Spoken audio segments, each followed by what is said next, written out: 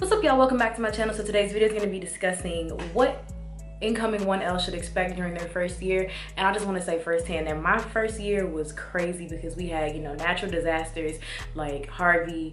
There was like a snow day, so there was always so much going on during my 1L year. So I'm just praying that your 1L year will not be as eventful as mine was. However, I do think it is very important for you to kind of have some insight of what to expect going into the 1L year, because it's a drastic change from, even just regular everyday, regular college studies. This is a different type of program, and so your mindset kind of needs to be a little different when you're going into it, so you're kind of prepared beforehand, and when things are happening you're not just like, oh my god, I'm so shocked, I didn't know this was coming. It's a lot of things. I personally I wish these are some things that I probably would have known earlier on, because I think I would have approached my first year a little differently. So my first key is going to be to tell you that you should remember to be patient, because this is like a slow and steady type of race. This isn't just something that you can jump into and automatically get everything, because I mean, while you may understand one subject completely, that's only one subject of the ones that are tested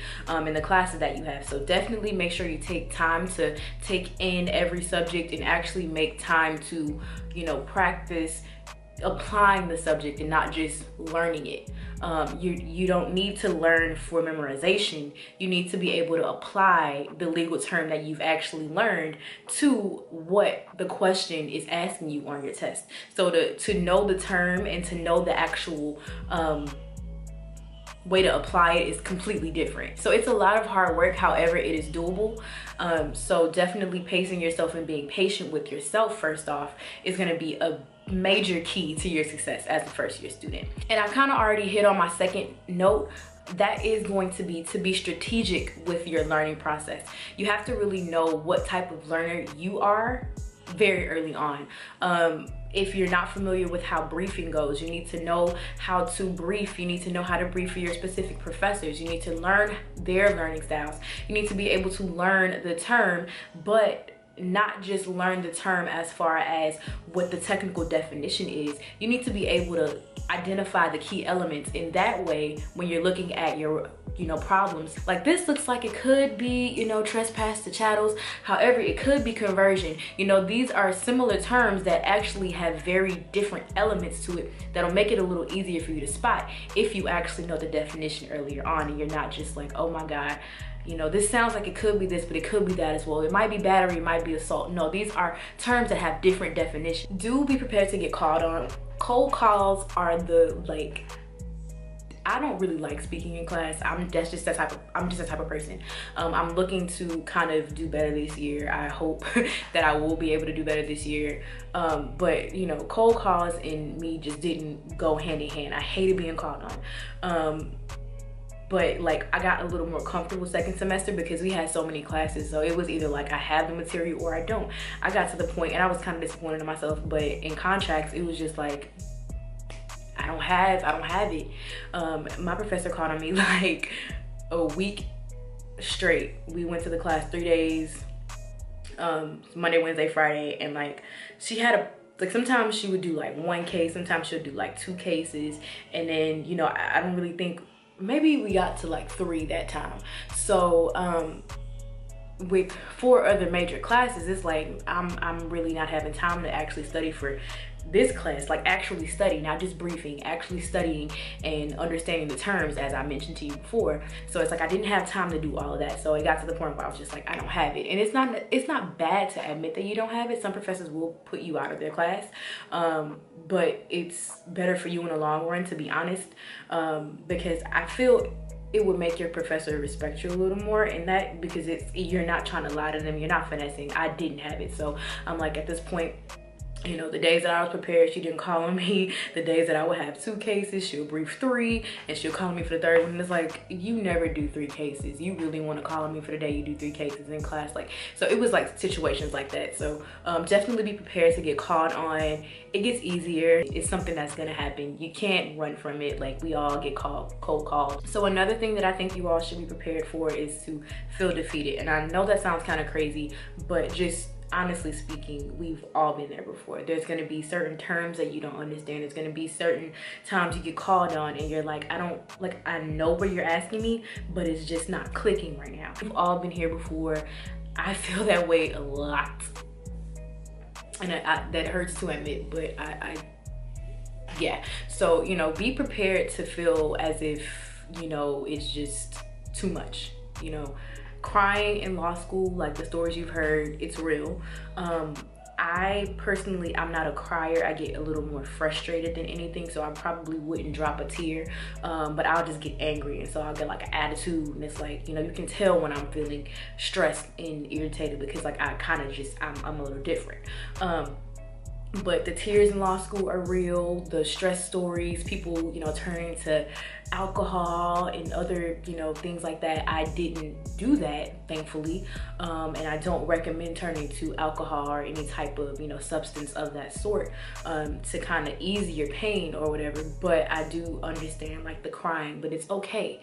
You know, every lawyer, one of the first things they're going to tell you in your orientation is to understand that, you know, law school is real, and a lot of lawyers have alcohol and drug abuse, you know, histories and things of that sort. Maybe not even histories. They're probably currently, have addictions to these things. So it's very real. However, you just have to be able to know that, first off, everybody, you know, we've all been here, and we are still here, and so it's important for you to find an outlet. So if you like to, you know, watch YouTube videos, do something that'll make you happy, and kind of just have something that'll kind of just bring you back down. You know, you need something to kind of level you back. So whatever that may be, find that, use that early on so you're able to kind of manage your stress and you're not, you know, turning to alcohol and things of that sort, because we don't need no more alcoholic lawyers. We don't need nobody being crazy, you know. We don't need nobody on like know how to get away with murder type of stuff because you stressed and you got too much going on. No. So just go ahead and find you a little something like me. When I feel stressed, I kind of just turn off all of that. You know, I write songs occasionally. I'll, you know, record a video, I'll edit a video. So that's kind of how you can tell when I'm a little irritated. It's when, you know, first off, I used to, you know, make a few videos. That's when I would force myself to find time to actually make videos. So when I was feeling stressed and overwhelmed, I would turn to YouTube. And then once I found myself being stressed again, that's kind of when I would edit the video and then I'll have it posted. And so it was just, you know, really finding a way to cope with what I was going through. So find what works for you and use that ASAP. Like day 2, you need to be on that, figuring out what is your outlet. You need to be prepared to say no. And that's to parties, that's to dates, that's to your parents, that's to your kids if you have to, because law school is time consuming and you have to be able to maximize your time and actually make the most out of the little bit of time that you do have outside of class. For example, for my first year, I'm not sure if this is like for a lot of other schools, but for mine, we went to school Monday, Tuesday, Wednesday, Thursday, Friday. We were in class 8 to 5, Monday, Wednesday, and Friday. And then on Tuesday and Thursday, it was filled with, you know, mostly tutorials. So we'll have, you know, we had our lawyering processing class as well, but then we had tutorials for each of the other classes in between those times. So it was like there was never a real dull moment. So you have to be able to say no to, you know, parties. If somebody's inviting you, like, it's okay to still go to a few shindigs, but you cannot be in the club every Friday. You cannot be in the club every Friday, Saturday, and Sunday and then expect to come to class on Monday and be prepared. Like, no, that's how you get pushed out. So be prepared to say no. It's all right to say no. And if people don't understand you saying no, then I probably really wouldn't want them in my corner, because they're not looking out for you. They're not wanting the best for you. And that sounds bad as well. But I mean, just honestly, if they really cared about you, they would rather you spend time focusing on, you know, bettering yourself, because this is a big career change. You know, you're gonna get into the field of law. Like, there's so many opportunities for you just by having, you know, a JD. So this is something I'm gonna tell y'all because I need to work on it myself as well. So I'm gonna tell y'all, and I'm telling myself to do it too, so we can be prepared together, okay? So you need to be prepared to network as early as possible. I kind of dropped the ball because I'm a little like shy. I'm still kind of just I don't know, this is not me. I'm used to having control of the floor. Like, I was an admissions counselor, so it was like, if you come up to me and ask me questions, I got it. So to be on the other end of that, like to be the person you're expecting to ask questions, is so hard. And sometimes I just don't know how to do that. Be prepared to network early, you know, reach out to your professors, try to, you know, go to their office hours if possible. I'm gonna try to do better with that this year as well. I didn't really go to too many office hours, but I think that the ones that I did go to, they were very beneficial. So, you know, go to your professor's office hours, go to your professional development office, talk to some alums of the school, you know, go to the networking events that they have. Just see if there's anything available for you. Like, talk to your student leaders, because we've all been, or I'm saying we, I'm a student ambassador, so I would expect for people from my school to actually come up to me if you have any questions, if you want to talk. I'm here, that's what I'm here for. You know, it's kind of like, in my head right now, I'm kind of comparing it to like Greek life.